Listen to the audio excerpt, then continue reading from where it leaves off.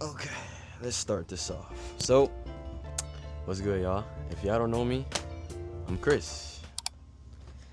It's a little. I'm still camera shy, if I put it like that. Just because I don't even know. Why the fuck am I camera shy? I'm not even shy. Alright.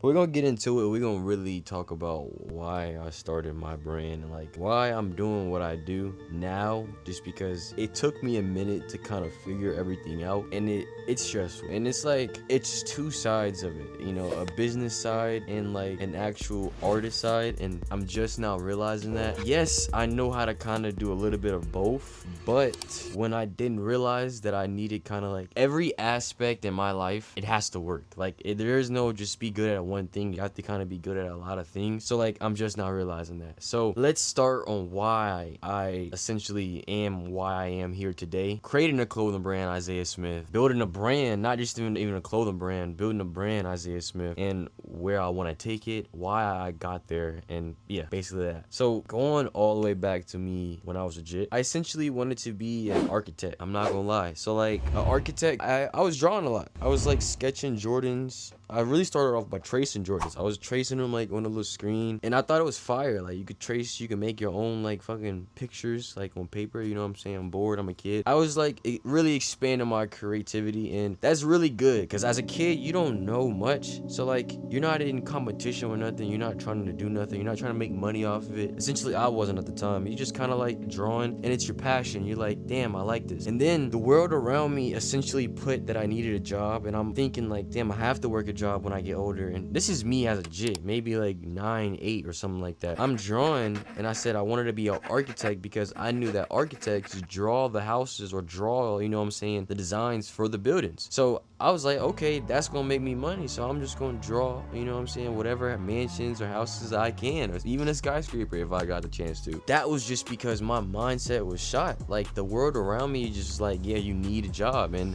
you don't need a job to go in this world. Like you can make your passion to your job, to your reality. You can make money off of your passion. So with that being said, it quickly was changing a lot when I was growing up. Like it was changing a lot.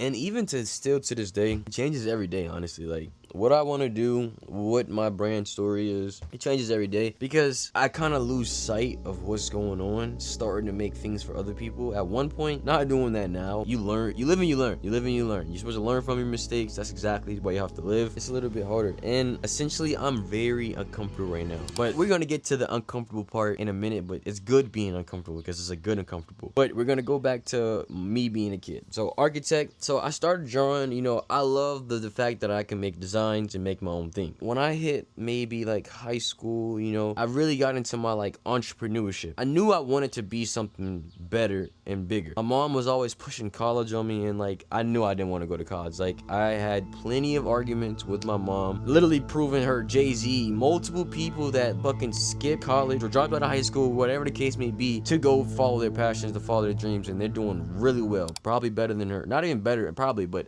yes, better, like a definite better than her. With that being said, like I was always like, Mom, I'm not going to college. Like I know for 100% fact that I'm not going to college. I'm going to waste my time, and I'm not here to do that. I'm going to follow my dreams, follow my passions, and I don't like to dream no more just because essentially you got to make shit happen. If you dream when you sleep. When you awake, you make shit happen. You put the to-do list. You start progressing to that actual whatever it is, and then you just make it happen. You touch it, you see it, you smell it, whatever the case may be. Fat ass garbage truck. Boom. Middle school, high school. So I started getting into my entrepreneurship. I started selling candy. I started working a job, washing cars, cutting grass here and there. Basically just to kind of like afford what I wanted at the moment. And it wasn't nothing too serious. Obviously, I'm a kid. I'm just going to spend it on shoes and shit. So I bought my first pair of J's off selling candy. Then I started working a job. Bought the black hats off of fucking working a job, washing cars. And then I just kept, you know, improving my shoe game and my clothes a little bit here and there. And I was doing whatever, bro. Like if I could get my hands on Nike Techs, bro, I was selling Nike Techs to niggas in school, bro. Like I was doing whatever. I quickly realized that I went down a route that I knew I wasn't supposed to go down, and it wasn't even I knew I wasn't supposed to go down because I had to go through it to realize that at first. But I started selling carts just, you know, make quick money because, you know, if you know high school, bro, kind of everywhere in fucking, I'm pretty sure the country, the state, people are fiends. especially in high school, bro. Supply and demand. That was me, you know what I'm saying? I stayed out the way. I wasn't really too much in like caring about what other people had going on, because honestly, I was a little nervous dude. Like, I wasn't really confident, and I didn't really gain confidence honestly until I started modeling in like sophomore year. But that's for another day. I started getting into my entrepreneurship bag, so like I kind of got the sense of business, you know? I started actual sewing like maybe senior year, junior year. I started sewing. I got into the sewing bag, and I started like kind of making clothes. I'm like, damn, I want to kind of make a clothing brand, because not only did I realize that lane of selling whatever I was selling was not for me, but I got caught too. I got kicked out of school. So it kind of made me even like, I was like, damn, because I was doing something else also. I'm not gonna say I was doing something else also, and I was like, damn, if I get caught doing that, then I'm really fucked. So I'm not even gonna go down that route. I gotta switch it up. I gotta go the clean route. So clothing brand, you know, I love drawing, you know, since I was a kid. I love designing. So it was just a sense of now putting everything in my brain, all this creative fucking shit that I just have flowing through on paper, on visuals. And when I tell you that shit is hard, bro, that shit is hard. You know what I'm saying? So now, junior year, I'm starting to sew. I go to thrifting stores. I pick up some denim pants. I rework the pants, and I'm like, boom, I'm a creative. I'm an artiste. You know what I mean? I'm making my own style. And essentially, I just saw somebody else doing it, so I kind of wanted to make it better. Which, if you don't know Virgil, he has a 3% rule. You can look at someone else's artwork, because there is no new artwork in the world, bro. Everybody else's artwork is just somebody else's art added on, but a little bit better. So essentially, when I realized that not too long ago, it changed me, my perspective, and it's still changing. You know what I mean? I'm still failing at the end of the day, because I'm not scared to try something. I'm not scared to take that risk. Once I realized that, it was a different ballgame. Going back to high school, junior, senior year, when I'm in the clothing brand, it was a lot of failing, because essentially, yeah, I kind of knew how to make a little bit of money on hand, but selling online is a whole different story. I can make good products, but my marketing still to this day is lacking. And this is where I just realized that you need to have business, marketing, creative aspect. You need to have everything locked in. You know what I mean? It's not just a one-man game where you could just be good at one thing and you're gonna succeed, because it doesn't work like that, bro. You're in fucking an ocean with sharks and piranhas, and you probably just a baby fish right now, so you gotta work your way up. With that being said, I got very stressed. I'm thinking, not even thinking, but the perspective in my mind, because perspective is really important in this world. The perspective in my mind is, if I don't fail right now, if I don't get this McLaren or whatever the car may be before 2021, then I'm a failure. You know what I mean? And once you think like that, bro, once you put a time limit on your creative fucking work, your creative aspect on the world, not even creative aspect on the world, but you're just putting a time limit to your fucking work, bro. That's when shit starts getting rambled and all unorganized, and you just kind of lose a sense of direction. And now you're not only losing a sense of direction, you're not even walking on your own path no more. Now you're on Philip's path, and you're supposed to be on your path. You know what I mean? So essentially, that's kind of what happened to me. But you gotta go through it to learn, get these different phases in life, and change is inevitable. You can change any day of the week. You know what I mean? It's not easy, but change can happen. So I'm changing every day, trying to change every day, and that's all that matters. Not even trying, I'm doing it. I'm fucking changing every day. Once this change happens, which means you don't give a fuck what anybody has to think of your work. And I just realized this, bro. Like, let's say if I have a sample that I drew, or an artist, like a music director or whatever the case may be, produced a beat on Instagram, like a little sample, and they don't get the feedback that they want. They're like, damn, let me change that up. Let me do this. Let me do that. Fuck that. And that's when I'm realizing, bro, like it's getting to a point where it's like, bro, you make art for you, not for other people. Now, the people that you target is the people that's around you, what you're kind of representing, and what do you do, you know? And you're not building a brand off of a certain niche. You're kind of building a brand off of you. I'm still learning. I'm still going through this process every day. It's not an easy process, but you got to go through it. You know what I mean? So back to the clothing brand. So I'm failing in the clothing brand, you know, still failing. I started a clothing brand, let's say senior year. It's senior year. I've been in a high school for like 3 years. So let's say like 2022, 2023. We're going to say 2023. It's 2025 right now. I've been failing at the clothing brand for 2 years. I've made samples that I didn't like, that I said I was going to produce, that I didn't drop because I didn't like them, because I felt like my creative process was just a little bit fucked up. I was copying and not stealing, because good artists copy, great artists steal. I didn't even produce some plenty of fucking samples like like that. Plenty of graphic designers that I've designed a piece and I've spent hundreds of dollars on getting the piece designed, and I'm like, I don't even like, this is again good artist copy, great artist steal, and I'm still learning it. Bear with me, because I'm not perfect at all, but once I get these reputations in, bro, there is no fucking question,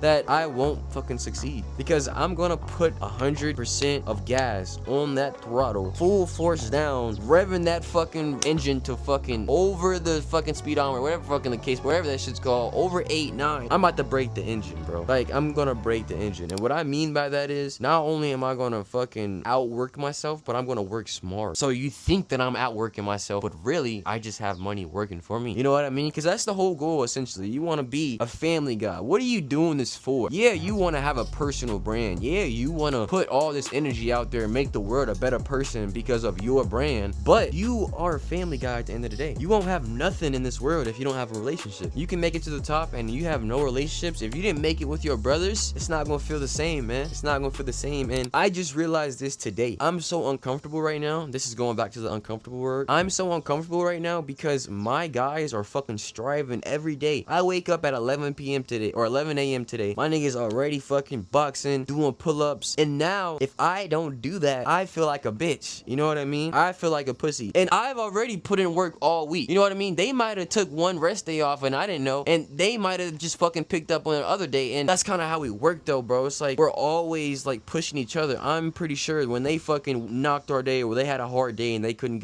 have time to work out in, and I came in with the fucking, I just got my workout. They're like, fuck, bro, now I gotta work out because this thing is working out. So essentially, bro, surround yourself with really good people, bro, because they will strive you to be a better person, even if you aren't a good person. We all essentially are a pretty decent people. I wouldn't say we're fantastic, but we want to be better, bro. We want to be better. Now, are we in the same lane? Are we in the same niche? Fuck no. Hell no. Not at all. One's doing door-to-door, trying to do window cleaning business. One's trying to do life insurance, and I'm trying to be a fashion fucking goddess, you know what I'm saying? Trying to look good while I'm at it, but like, I'm trying to be that fashion guy. I'm trying to be a creative artist. I'm trying to be all of the above. Maybe even make music. I'm just an artiste at the end of the day. That word right there. That's a little too much sauce. I gotta stop saying that word, but you gonna see what that word gonna mean in a minute. So stay tuned. Essentially, bro, like, it's just, I'm glad that I'm going through everything that I am going through in my life because it's supposed to happen. Man, does it feel good to fail? Yes. When you stop putting a time limit on your creative work. And I'm just now realizing that, you know, people don't get rich into their 50s, you know? Like, I already got a house. I already essentially got a brotherhood that I've been looking for over 5 years that's on the same target as me. I'm doing pretty well for myself, and I can't even sit down and thank myself for doing all this because I'm so worried about the next fucking goal, bro. MJ has a really good, I guess, perspective on life because he lives in the moment. I've been hearing this a lot. I personally don't know MJ, obviously. Maybe I did, but he lives in the moment. That's what I've been hearing, and he doesn't think about the shot that he didn't even shoot already. Why would I think about missing a shot I didn't even shoot yet? Essentially, bro, like, my life, I can be nervous, I can be nerve-wracking, and if you're not nervous, if you're not nerve-wracking about what you're doing, you're not doing something right, bro. You're not taking enough risks, and every day, bro, it's like, damn, I can't even get a rest of my fucking nervous system because it's constantly like, damn, I gotta do this, I gotta do that. But I always like to keep my peace energies at peace. Now, being not necessarily nervous, but having like good stress on you because you know you have a king role, you know you have to provide for this and that, that's good. That's things that you need to have in life because it doesn't only make you a better person, but it makes the world better people. You're showing them how to be a leader. When you surround yourself, when you put yourself around like people, when you show yourself what you're doing in the world, you're creating role model because that's how the way to live. That you're showing them the correct way to live, which if you read the Bible, essentially they'll teach you how to be like a righteous man and a good man, which I think it is really important to go to church, read the Bible, all the above. Even if you don't go to church, just read the Bible. You know what I mean? Like, tap into that spirituality, that God level side of you, even if you don't believe in God. Even if you believe that yourself is the God, which we can get really fucking deep into that. Whatever the case may be, bro, tap into everything in life because it matters. Spirituality, your wealth, how you make money, your fucking physical self, how you fucking look, you know, how you fucking eating, and your mental, bro. Are you reading? Are you obtaining knowledge? Are you applying it to your life? Like I said, bro, I'm not perfect, not at all, but I'm trying, you know? I'm trying. grind. So to go back to why I started all of this, man, I'm Chris, and I started my clothing brand Isaiah Smith because I wanted to change the world. I wanted the world to see that it's okay to be different. It's okay to be lost and don't know where to go next, and still strive, still be great at something that you're not even seeing nothing in fucking return. If you're not seeing money in return, that doesn't mean you're not being great, bro. That means your time just hasn't come yet. You know what I mean?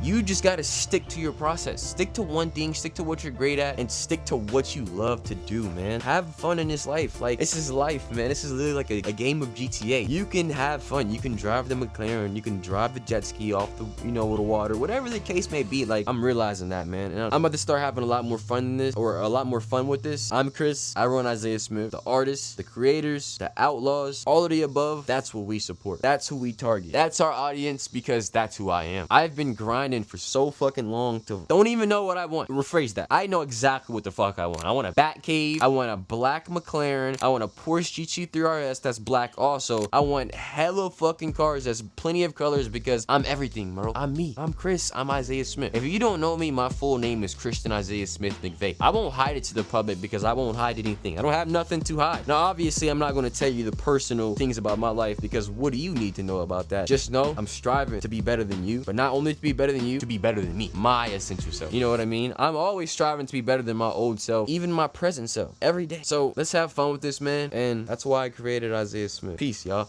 It was great talking to y'all.